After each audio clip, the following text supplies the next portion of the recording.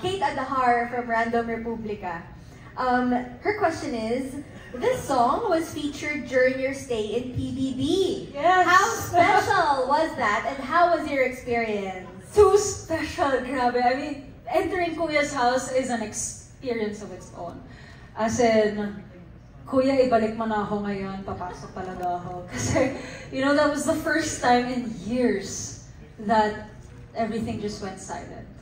Wala kang outside gulo, wala kang outside pressure, you just focused at the people, the beautiful people that are in front of you. And that whole group, when I was there, hindi na sila kompleto when I came in, but they are so genuine. I mean, it's a funny thing that you asked me, kasi I think the first time na nairita ako sa kanta ko was inside Kuya's house. Why? Because I didn't know kung ano yung galaw. The housemates were already there for 41 days prior. Ako, I just got in.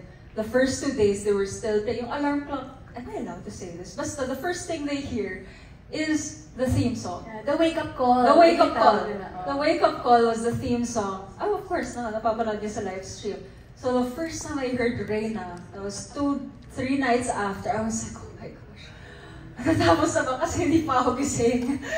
Pero ayun, I started hearing it every day, and it was just like, I mean, of course, all jokes aside, I knew that Reyna would come out. I thought it was just my entrance song. Like when they were introducing me as a house guest, I thought hanggang dun lang.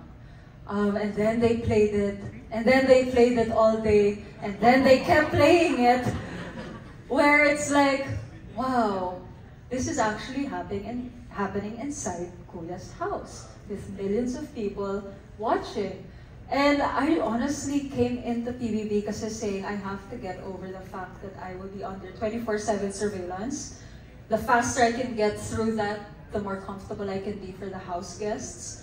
And I'm not there for myself again, I'm there for the house guests, for the housemates, to help them get to the end, essentially. Kaya, the biggest battle was for me na, okay, may camera sa ganito, may camera sa ganyan, deadmahin mo lang yan. And then I was able to really be myself for them, because I wasn't there for me, it was really for them. And the revelations that came out while I was there, syempre, I wasn't expecting it, but if there's anything that can kind of take a tuldok sa pagiging Reyna, it's some of those moments, because I have so much respect for the housemates and for all of the housemates that came before, because what they're doing is no joke. What they are allowing other people to see, it's like being on a pageant stage 24/7. You're allowing so much scrutiny and so much unknown happening.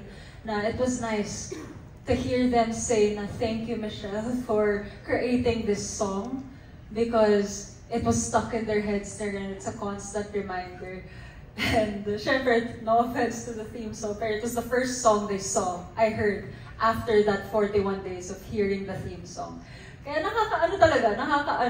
nakakataba ng puso, and syempre din pa nabuong Destiny's Child. Yes, I was about to ask about Destiny's Child! And I'm so glad Ate Clam was blonde also and had so many extensions. Kuya, pakilabas naman po ang clips na suot ng lahat, ang blonde hair. Meron ba? Meron. Nakita na ba kayo ni Clang? Hindi pa, busy pa siya. Pero magkikita kami soon. Yes. Super soon, as in naka-set in calendar na. Aabangan natin yan. Sana mag-TikTok kayo ng Destiny's Child. Hindi lang isa, TikToks. Yes! May group na nga kami. GC? May GC kami. Ay, ang dami may GC. May GC kami, syempre. Gusto niyo magpasali, di pwede. Dumaan muna kayo sa bahay ni Kuya. Totoong nabuo ang bond sa loob ng bahay ni Kuya. Well, thank you for that question, Kate Adahar of Random Republica. Now, this next question is from Kapatid Insider Carl June. Where's Carl June? Yes, there you go.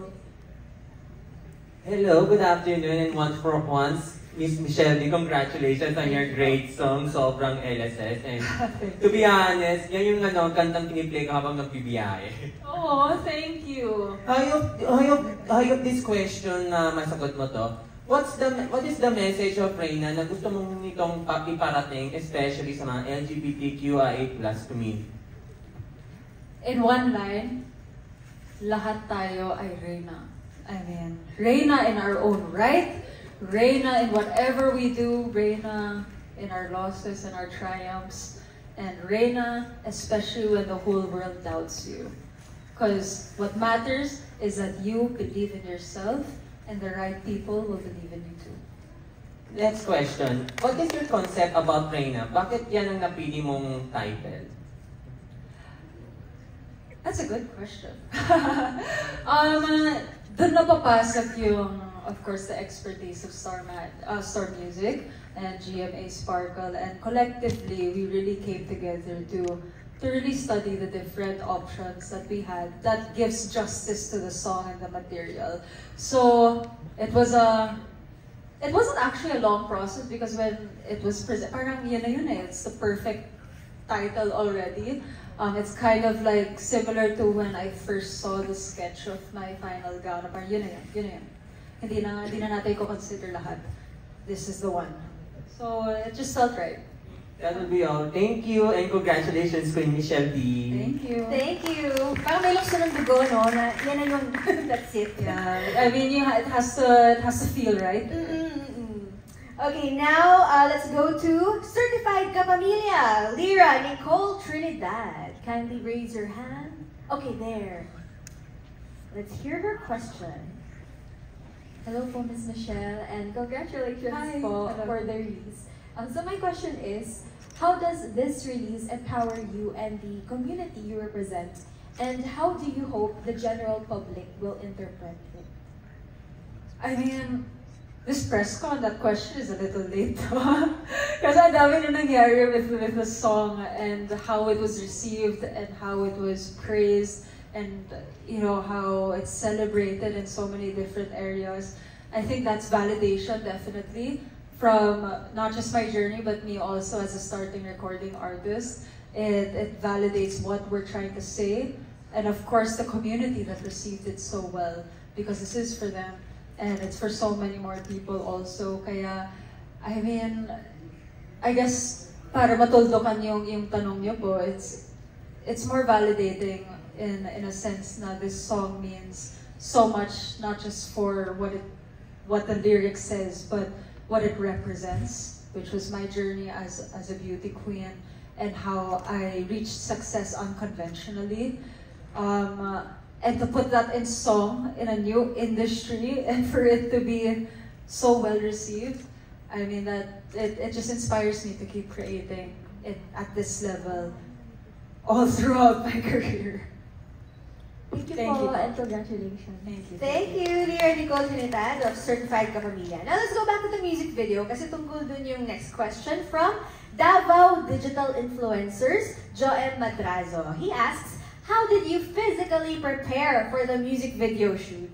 Kailangan pa ba? Kasi parang grabe naman na yung physical appearance. I mean, when you have a healthy lifestyle, hindi na kailangan paghandaan yun because it's just Hi. self-maintenance. But Queen things! I think it's really important to be your worst critic. I'm always my worst critic. Kaya hindi ako naapektuhan sa mga bashers kasi walang sinasabi ang bashers na hindi ko din sinasabi sa sarili ko. Alam mo yun? Nauna ka na. I mean, syempre, I'm realistic. And sometimes you have to be humble enough to listen to what they're saying. Because maraming emeng bashers lang dyan na may masabi lang para lang mapikon ka. Pero there are some very constructive criticisms that you can find. And you have to be the first one to be that for yourself so you can prepare for anything. And I knew I'm not the best dancer. I could definitely perform. Like, I love being on stage. I love performing. Pero I knew hindi naman ako A-team na world dance champions. And I was preparing physically through dance and my performing arts skills months before we even did this. We didn't even have an official choreo. Gumagawa kami ng something just to get my muscles loose. Iba yung muscles na ginagamit for pasarela and for dancing in general. Syempre, I knew the gravity of this and sometimes you just have to prepare even before people ask you to prepare. Especially if it's expected from you at this point. So, yun, yung physical preparation, more on the dancing part, yes. More on the dancing, of course. And of course, Jade Risho is my vocal coach as well. So I really had to, I guess, loosen up these muscles. Alright, thank you very much for sharing that. Now, the next question is from Mark Artie Talawe Zipagan from Pageant Mag Philippines. Hello. And ako yung magbabasa ng question. Hello. What kind of Michelle Marquez D do you want to portray on your Pride version music video? Bakla. Bakla. I mean, plain and simple, it's so campy as you saw. I mean, it's just fun. But there are a lot of Easter egg hunts. Easter egg clues inside. For your next music? No. Actually, just in relation to my journey, you'll see a lot of snake skin in there. You'll see a lot of iconic poses, and just a lot of representation on paying homage to what has passed already. And the next, I don't know if I can tease this, but the next is to introduce something new.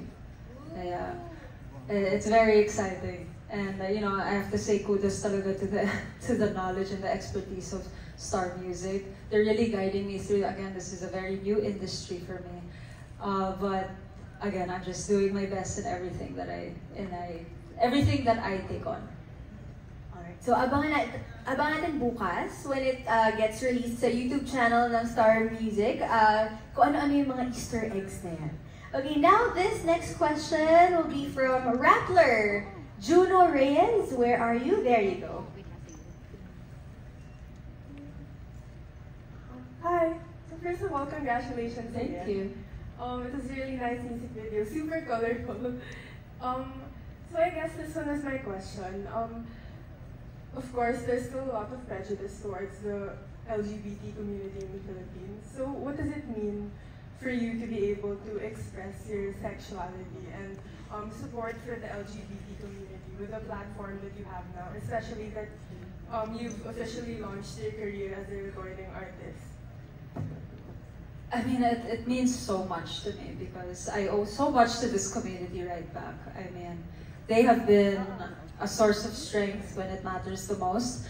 And growing up, I don't think naman na nawala sa pagkatao ko and being exposed to the community. And the thing is I don't think I've ever encountered naman an instance in my life na binastos ako or na nagawa ng community na to na hindi kayang gawin ng ibang community.